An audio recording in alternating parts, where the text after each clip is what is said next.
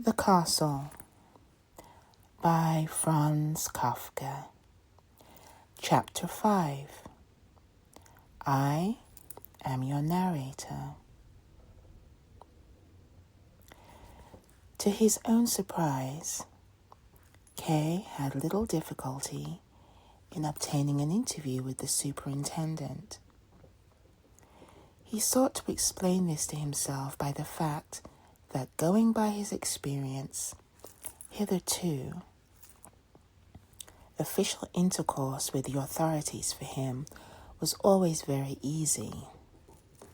This was caused, on the one hand, by the fact that the word had obviously gone out, once and for all, to treat his case with the external marks of indulgence, and on the other, by the admirable autonomy of the service, which one divined to be peculiarly effective precisely where it was not visibly present.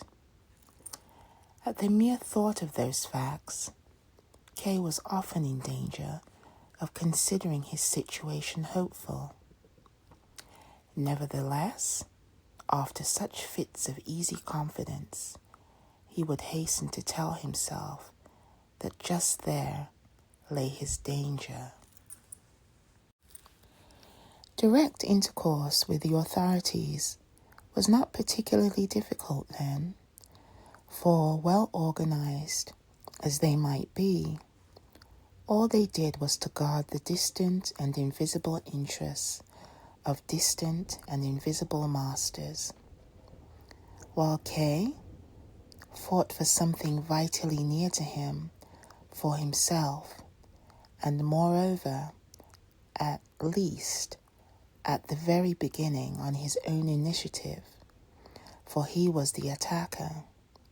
And besides, he fought not only for himself, but clearly for other powers as well, which he did not know, but in which, without infringing the regulations of the authorities, he was permitted to believe. But now, by the fact that they had at once amply met all his wishes in all unimportant matters, and hitherto only unimportant matters had come up, they had robbed him of the possibility of light and easy victories, and with that of the satisfaction which must accompany them, and the well-grounded confidence for further and greater struggles which must result from them. Instead, they let Kay go anywhere he liked, of course, only within the village, and thus pampered and enervated him, ruled out all possibility of conflict, and transposed him to an unofficial, totally unrecognized, troubled and alien existence.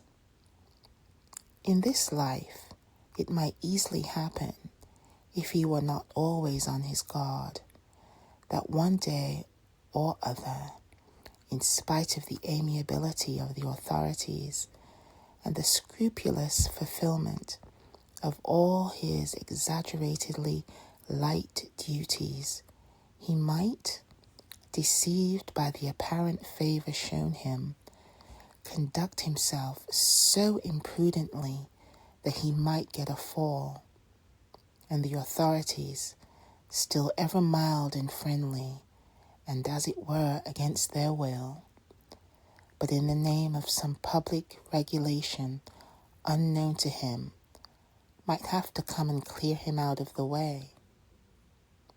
And what was it, this other life to which he was consigned?